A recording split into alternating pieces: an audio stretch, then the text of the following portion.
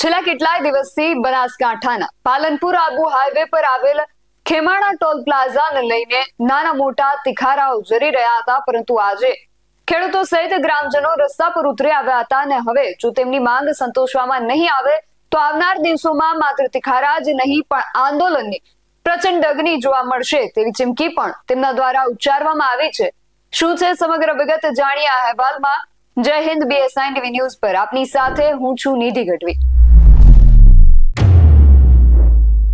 બનાસકાંઠાના Palanpur Abu road highway પર આવેલ ખેમાણા ટોલ પ્લાઝા પર ખેડૂતો દ્વારા ટોલ ફ્રીની માંગ સાથે આંદોલન કરવામાં આવ્યું।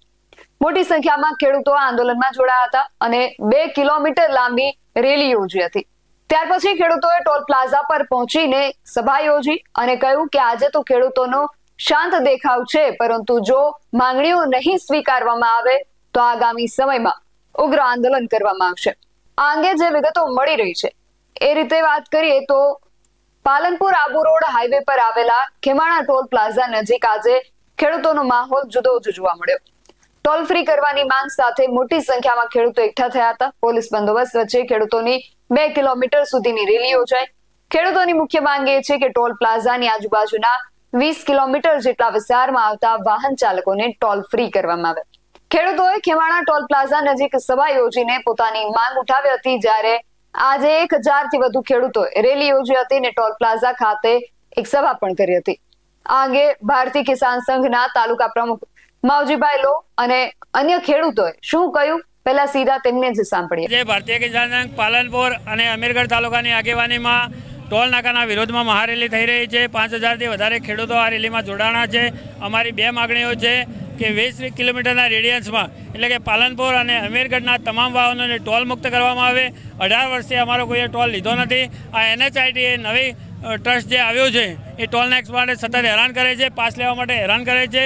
વર્ષોથી જે માગણી અમારી છે એક જ માગણી છે કે આ વિસ્તારને ટોલ મુક્ત કરવામાં આવે અને બીજું પાલનપુરના અંતરથી 6 કિલોમીટરના અંતરે આ ટોલ નાકો આવેલું છે, જે કાયદાકીય રીતે ખોટું છે। એક ટોલ નાકાને 10 કિલોમીટરના અંતરે ખસેડવામાં આવે। આ બંને માગણીઓ સાથે અમે ભારતીય કિસાન સંઘ સાથે લડી રહ્યું છે।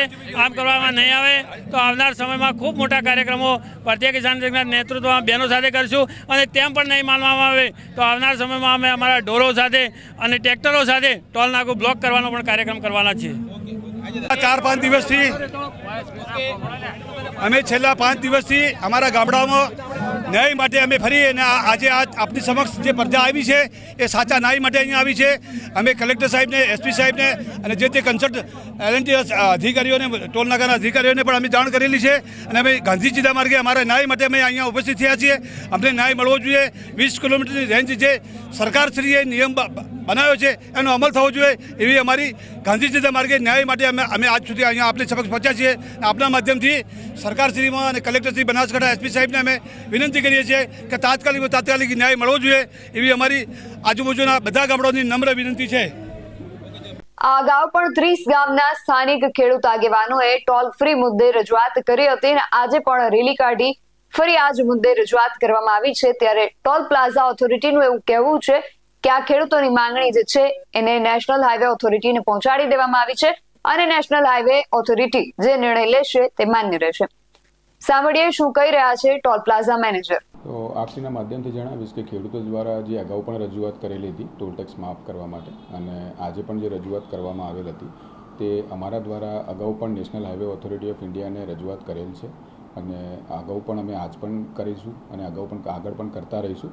જે કંઈ પણ નિર્ણય national highway authority of India દ્વારા લેવામાં આવશે તે માન્ય ગણવામાં આવશે। તો એક તરફ ખેડૂતો અને ગ્રામજનોની માંગ છે કે ટોલ ન લેવામાં આવે, ત્યારે બીજી તરફ જવાબદાર અધિકારી આવો કોઈ જ કાયદો ન હોવાની વાત કરી રહ્યા છે। ત્યારે જોવું એ રહ્યું કે હવે માન્યતા કોની વાતને અને કોની માંગને મળે છે।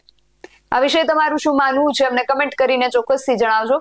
આવા જ વધુ અહેવાલો સાથે મળતા રહીશું। તમે મારી YouTube ચેનલને સબસ્ક્રાઇબ કરવાનું અને અમને Facebook અને Instagram પર ફોલો કરવાનું ભૂલશો નહીં।